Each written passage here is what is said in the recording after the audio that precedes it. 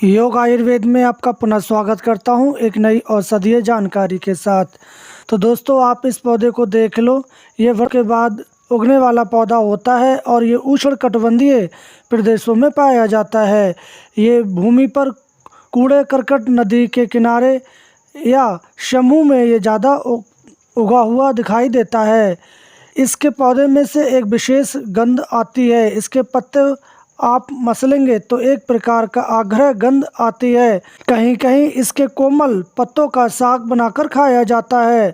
तो हम इसको चक्रमर्दन, मेषलोचन और हिंदी में इसको पमार या चक्रवाड़ कहते हैं। गुजराती में कुबड़ियो, मराठी में टाकला, बंगाली में चकुंदा, तमिल में तागरी आदि नामों से जानते हैं। आप इसको किस नाम से जानते हैं अपने क्षेत्र में हमें कमेंट बॉक्स में जाके बता सकते हैं।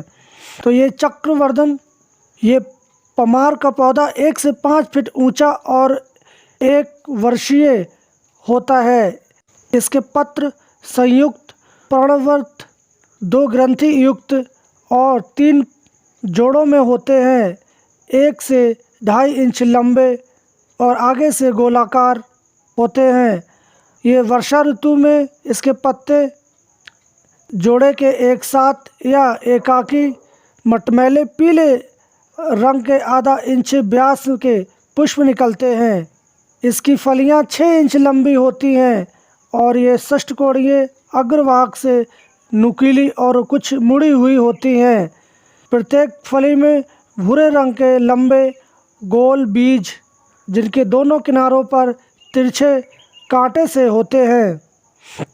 अगर इसके गुणधर्म की बात करें तो ये लघु रुक्ष, हृदय के लिए हितकारी, शीत और पित्त, वात, कफ, श्वास, कोढ़, दाद, कृमि को नष्ट करने वाला होता है।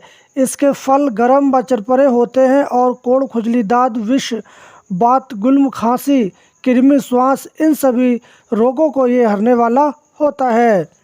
इस पमार का हम प्रयोग बहुत सारी बीमारियों को ठीक करने के लिए कर सकते हैं।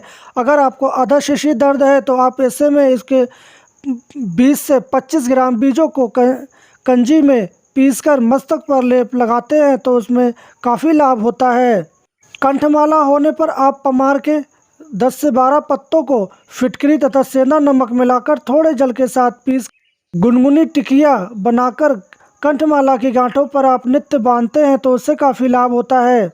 इसका एक दूसरा भी प्रयोग है। आप 10 से 20 ग्राम पमार की जड़ को नींबू के रस में पीसकर लेप करने से आपकी कंठमाला मिट जाती है। अगर आपको खांसी आती है, आप खांसी से परेशान हो गए हैं तो आप ऐसे में इसके बीजों को 1 से 2 ग्राम चूर्ण करके गर्म जल के साथ कुछ दिनों तक सेवन करते हैं तो आपके खांसी में काफ़ी लाभ होता है। तोम रोग जो स्त्रियों को होता है, इसमें अपना यूरिन वो रोक नहीं पाती और कपड़ों में ही निकल जाता है, या उसको रक्तपदर, श्वेतपदर आदि नामों से जाना जाता है। तो आप ऐसे में इसकी 5 से 10 ग्राम जड़ों को चावल की धोन के साथ पीसकर छानकर पिलाने से स्त्रियों के बहुमूत्र रोग या श्वेतपदर ठीक हो जाता है। मधुमेह होने पर आप इसकी जड़ों को 10 ग्राम ले लें और 400 ग्राम पानी में पकाकर और एक पकते पकते 1/4 रह जाए तब आप उसका काढ़ा बनाकर पी जाते हैं तो उससे काफ़ी लाभ होता है। प्रमेह, जिन जनों को पेशाब करने में गंदल सी आती है या चिपचिपा सा आता है उसको प्रमेह रोग में कहते हैं। तो ऐसे में आप इसके फूल 100 ग्राम और शक्कर 10 ग्राम दोनों को मिलाकर सुबह खाली पेट आप कुछ दिनों तक सेवन करते हैं तो उसका जो पेशाब में गंदल या बार बार आना बंद हो जाता है। कमर में दर्द होने पर आप इनके बीजों को भूनकर 2 से 4 ग्राम का चूर्ण कर लें और खांड, गुड़ आदि मीठा और थोड़ा घी मिलाकर लड्डू बनाकर खाते हैं तो कमर दर्द में काफ़ी लाभ होता है। इसका प्रयोग रक्त शुद्धि के लिए भी आप कर सकते हैं। इसकी जड़ को धोकर आप सुखा लें और इसका महीन पाउडर कर लें और खाली पेट आप नित्य 4 ग्राम का चूर्ण, 10 ग्राम घी और 10 ग्राम शक्कर के साथ आप सेवन कराते हैं तो आपके रक्त की शुद्धि हो जाती है। जिन बच्चों को दांत निकलते समय हरे और पीले दस्त आते हैं तो उनके उदर या पेट की शुद्धि के लिए आप इनके पत्तों का क्वाथ 5 से 10 ग्राम की मात्रा में सेवन कराते हैं तो उनके दस्त रुक जाते हैं।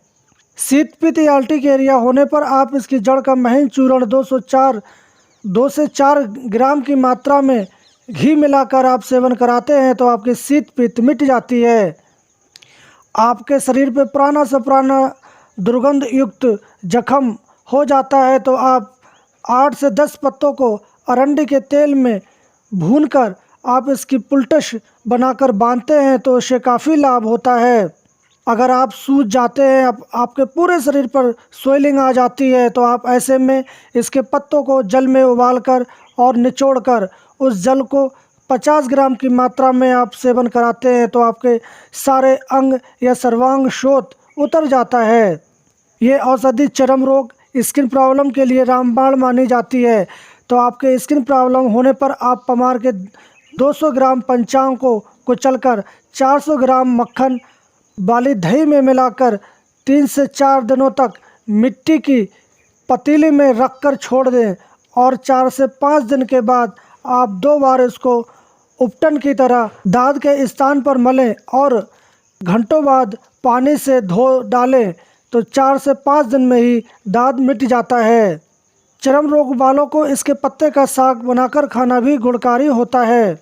एक्जिमा या छाजन होने पर आप इसके बीजों को 1 किलो ले लें और इसका महीन चूर्ण बना लें और 2 किलो गाय के दूध में मिलाकर आप 200 ग्राम गाय का घी तथा 20 ग्राम गंधक चूर्ण मिला दें और मंद अग्नि पर इसको पकाकर जब दूध जल जाए तब इसको उतार लें और इसको छाजन या दांत पर मलें तो इससे आपका छाजन या दाद एक्जिमा दूर हो जाता है।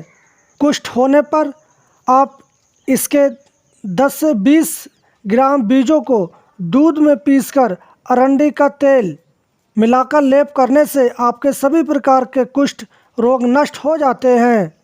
शीत ज्वर या ठंड से बुखार आना, ऐसे में पंचांग को महीन पीसकर इसके कलक को आप प्रातः खाली पेट हाथों की कलाइयों पर बांध दें। इससे शीत ज्वर की पाली रुक जाती है। तो इस पमार के बहुत सारे औषधीय गुण हैं, ये हमारे लिए बहुत ही हितकारी है, परंतु इसको हम किसी वैद्य की सलाह अनुसार लेना चाहिए। इसका ज़्यादा उपयोग हमारे आंतों के लिए हानिकारक हो सकता है, इसलिए आप इसका प्रयोग किसी वैद्य या जड़ी बूटी जानकार की रेख देख में करना चाहिए। चकमर्दन या पमार की महत्वपूर्ण जानकारी हम यहीं समाप्त करते हैं और हम कल फिर मिलेंगे एक नई औषधीय जानकारी के साथ। तब तक के लिए जय हिंद।